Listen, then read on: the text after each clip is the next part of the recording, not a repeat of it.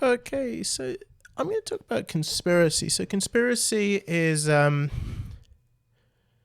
my submission to ATP. It's also kind of the third or maybe fourth big one of the detective games that I made. So got Family, got Rivals. In between those is a spy one called The Remains of Richard Fleming, which not a lot of people know about, and then Conspiracy. And Conspiracy is coming out commercially as well as coursework. So this has been kind of done to a professional spec, at least as far as I and my testers consider it. And I'm going to explain some of the design choices which I made in this. So this is a one-screen game. And the goal of it is to match all the dates in the date drawer to the right Polaroids, which is very similar to Family and to Rivals. When you get 5, it'll go through to a confirmation screen, and I'll show you how that works in a little bit. You can also move the Polaroids around to reorder them, and then the rest of them is listening to tapes and reading through articles, which you can do here. And that's pretty much it. That's the game loop. 4 rounds of 5 Polaroids each, options menu, etc., etc. But within all of this, there is still actually a lot of design that goes into it. So I'm going to talk about a little bit about interface design. So the first thing is that you want the interface to have everything you need, but also not to make it cluttered or to make it inaccessible to people. And in many respects, to get around this, I rely an awful lot on skeuomorphic design. So what you'll notice with this and all my interfaces is they really look like the real thing.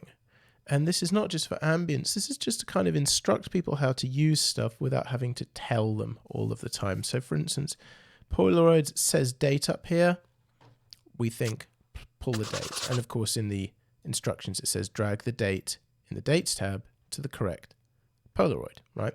You can close and open this. And then we have this tape player, right? So you can play, pause, but you can also scroll.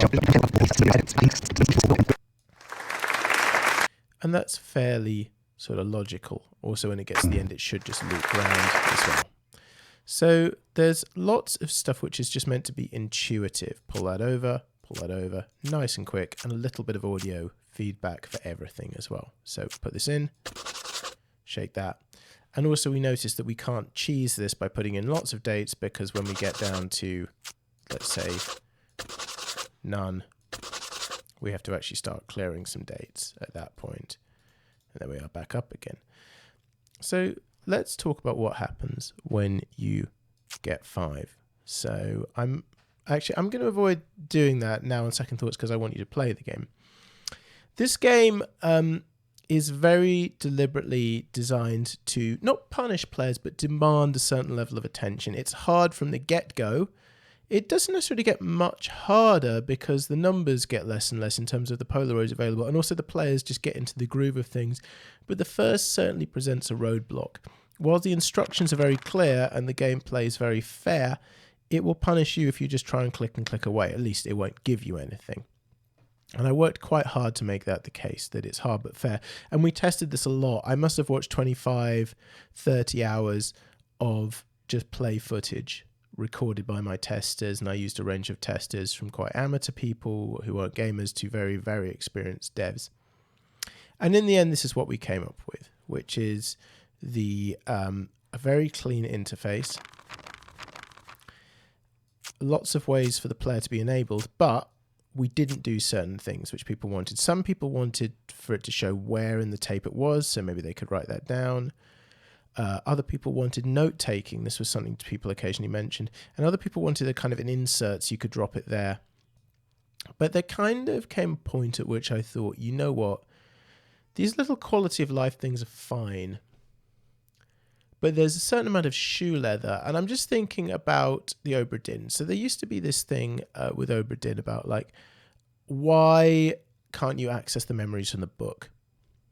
So why do you have to go back and go through the bodies? And I personally think that Obra Dinn was like a really ingenious game, but it wasn't actually designed perfect. It was super long. There were too many similar people, particularly I felt with the top men and some of the, some of the midshipmen and stuff like that. And some of the book really contained very useless information like footprints and, where people moved on the deck and stuff like that. There was just too much stuff going on there. And Lucas Pope said that he really didn't want the memories to be accessed from the book, because then he just thought that people would just be glued to the UI all the time. He wanted them to put in some shoe leather. And whilst this really is, in essence, UI, in fact, in many ways, it's a kind of facsimile of the book in Obra Dinn, with just the book and not the 3D ship, which would have taken Lucas Pope, 3 weeks to make rather than 4.5 years. It doesn't do everything for the player. It doesn't present like a true quality of life. You want the player to make some notes. Why do you want that? Well, they might end up with an artifact of their play. 2, it'll allow them to become a little more physically involved through taking notes. But also, it's just not kind of what the game is for. That's what I think. I think the game is to facilitate play, but it's not to give the players everything they could possibly need. Yeah, it's not to stand in their way and block them and troll them. And for that reason, I've done a few quality of life things. I think the biggest of which is to make this a window.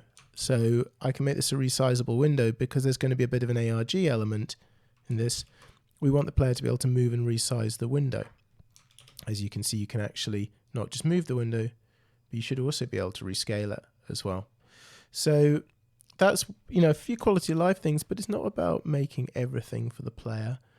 And so I avoided that with Conspiracy, because I want players to work hard, and I want them to enjoy themselves because they're working hard. And when they get into the swing of things, things will be fun because they've earned it. And that's kind of the deal I make with my players, which is if you concentrate and you give it something, it'll pay off and it'll play fair. And we worked very, very hard on that. So yeah, that's Conspiracy. I haven't given you any spoilers. I hope you enjoy it. And that's just some of the design philosophy that underpinned it. Now, of course, the other thing is conceptual, right? Which is that this is a satire about current political events, and that's not actually common at all in games. In fact, it's not quite unique, but it's pretty unique, which is to be satirizing something which is still ongoing.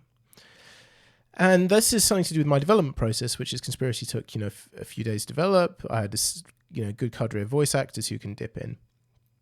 And I felt that this was particularly good, and it was very much inspired by Sidney Powell, who was the president's lawyer, getting up and making speeches about vast conspiracies. And I wanted to build that into all of this. I thought that it'd be interesting to put the player on the other side, that they're not detectives solving some sort of worthy crime, but they're engaging in kind of conspiratorial thinking. And the point is that if the player is scrawling notes and making connections between things, like a militia and some dead geese and a mattress firm, then they are starting to think conspiratorially. And so they're really kind of getting into the mindset of someone who's really just one step away from them living in the real world. And in fact, there's lots of real world stuff which they're meant to research, which will push them over the edge and maybe send them down a little rabbit hole. So yeah, that's my take on Conspiracy, and I hope you enjoy the game.